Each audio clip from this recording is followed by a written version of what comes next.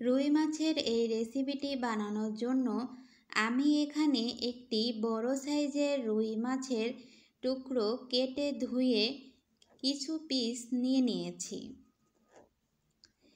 একটি মশলা বানিয়ে নেব। তার জন্য আমি মিক্সিতে দিয়ে দিব কালো সরিষা 1 চামচ, সেই সাথে দিয়ে দিব সাদা সরিষা 1 চামচ, গোটা জিরা 1 চামচ, 1 টুকরো দারুচিনি, একটি এলাচ, একটি লবঙ্গ, গোলমরিচ গুঁড়ো দিয়ে দিব 1/2 চা চামচ। আস্ত গোলমরিচ ছিল না, তাই আমি এখানে গুঁড়ো দিয়েছি।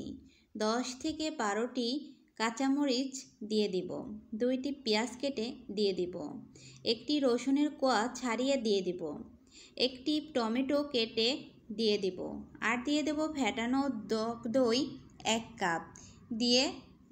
এখন আমি সকল উপকরণগুলো ব্লেন্ড করে নিয়েছি। ব্লেন্ড করার পর এমন একটি পেস্ট তৈরি হবে।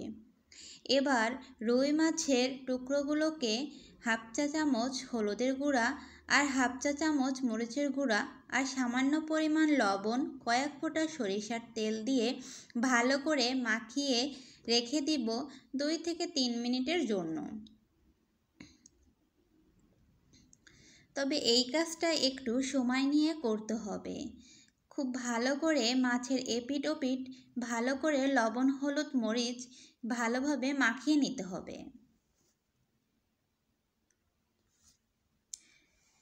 চুলায় একটি প্যান বসিয়ে 1/4 কাপ রান্নার তেল দিয়ে দিব।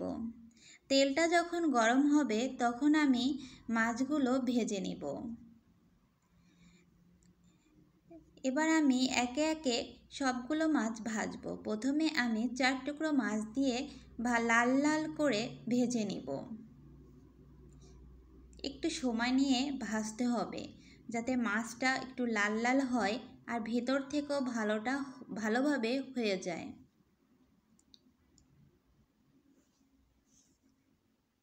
আস্তে করে একটি পাত্রে উঠিয়ে রেখে দিব। এবার আমি বাকি মাছগুলো ভেজে নিব।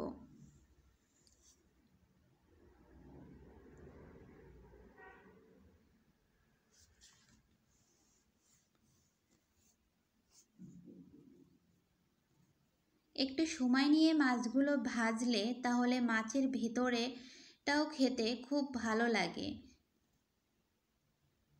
মাছের ভিতরেও একটা লাল লাল ভাব চলে আসে, যে কারণে এইভাবে মাছ ভাজাটা দিয়েও খাওয়া যায়। এবার মাছ ভাজা তেলের ভিতরে আমি দিয়ে দিব 1/2 চা চামচ হলুদের গুঁড়া আর 1/2 চা চামচ মরিচের গুঁড়া।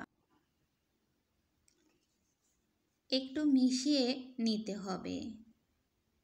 এবার তৈরি করে রাখা মশলার পেস্টটা দিয়ে দিব।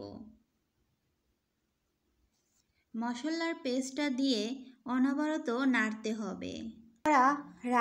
তৈরি করে রাখা একটু মশলার পেস্টটা মশলা থেকে একটু পানি বের হবে এবং অনবরত এটাকে রান্না করে নিতে হবে। যখন পানিটা শুকিয়ে তেলটা উপরে চলে আসবে তখন মশলাগুলো ভালোভাবে রান্নাটা হয়ে যাবে।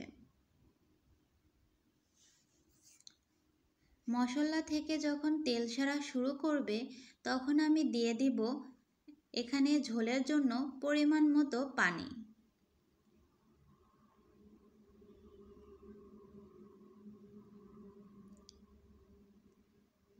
ঝোলের পানিটা এমনভাবে দিতে হবে যাতে মাছগুলো ডুবে যায়। ঝোলের পানিটা দিয়ে একটু নাড়িয়ে দেওয়ার পরে হালকা একটু গরম হওয়ার পর আমি ভেজে রাখা মাছগুলো একে একে দিয়ে দিলাম। এবার অপেক্ষা করব ঝোলটা ভালোভাবে টেনে আসা পর্যন্ত।